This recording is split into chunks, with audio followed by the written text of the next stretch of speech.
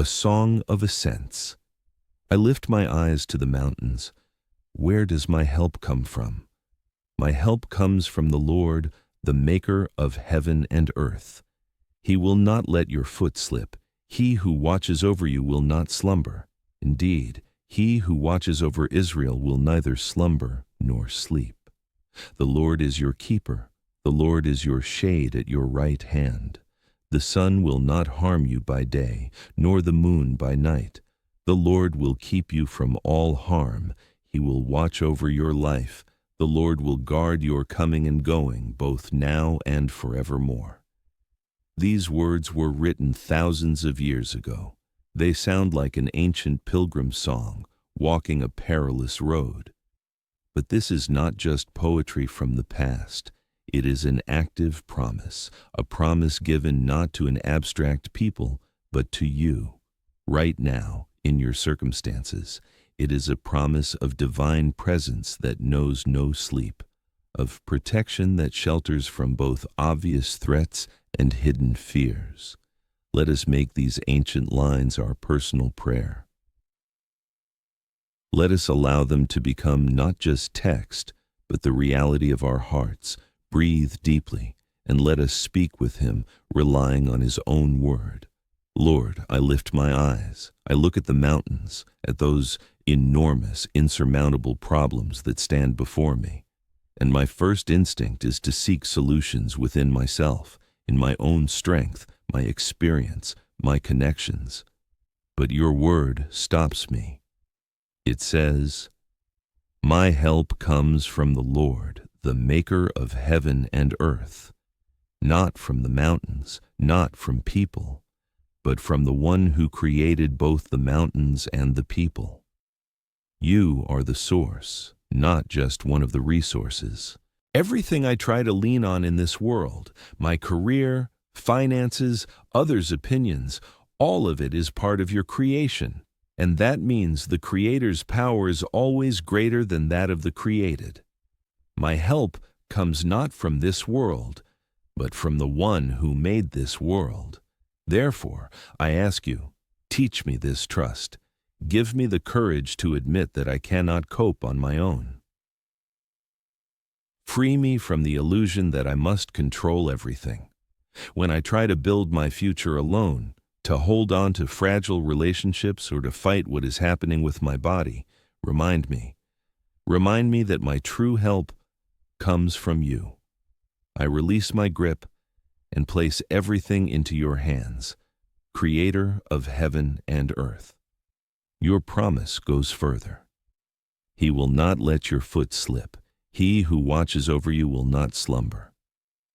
Lord, I know what weariness is. I know how attention wanes, how eyelids grow heavy, how the mind shuts down simply because its resources are depleted. Any earthly protector, even the most devoted, needs rest, but you do not. This is the miracle of your care. It does not depend on the time of day. It knows no breaks. The psalm repeats this twice, will not slumber, neither slumber nor sleep. You emphasize this so that I may hear. Your attention to me is absolute and continuous. Therefore, I bring you my nights. Those very hours when darkness deepens not only outside the window, but also within, when fears that were silent during the day begin to scream. I surrender to you this anxiety, this race of thoughts that steals my sleep. Please, allow me to truly rest. Knowing that you are awake, I can sleep. Knowing that you are my guardian, I can relax my own guard. Lull my soul to sleep with the assurance that even when I am vulnerable and asleep, I am under the most reliable protection in the universe. And now you continue. The Lord is your keeper. The Lord is your shade at your right hand. You don't just watch, you are near, so close that you become my shadow. A shadow is not an emptiness, it is a tangible presence. It is coolness in the midst of a hot, exhausting day. It is shelter. You say you will be this shade for me. The sun will not harm you by day, nor the moon by night. I know this scorching sun. It's not just a celestial body. It's the heat of criticism, the pressure of circumstances, the burnout from an endless race. It's the gazes that scorch. And I know the cold of the moon.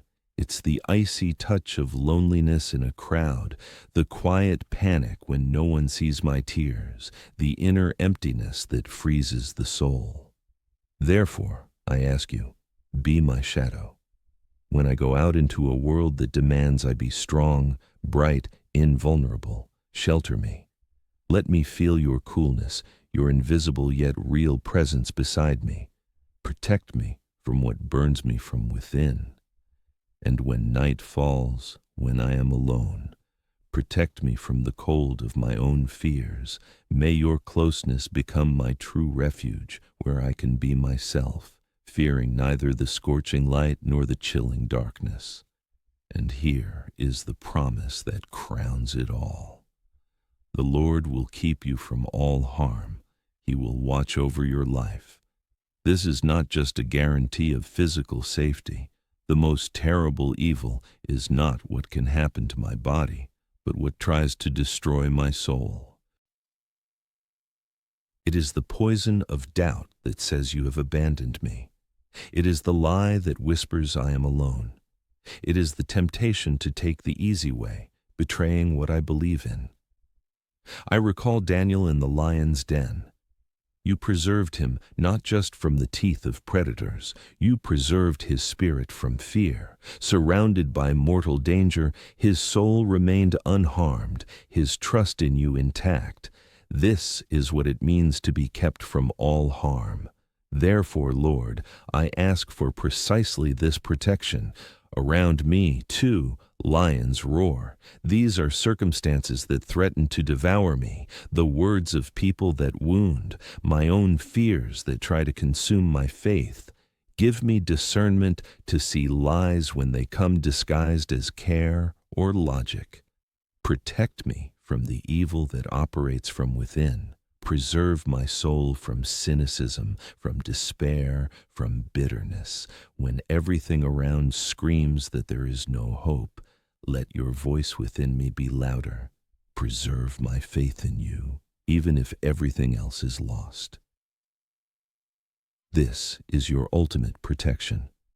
And finally, you give a promise that encompasses my entire life, every single day.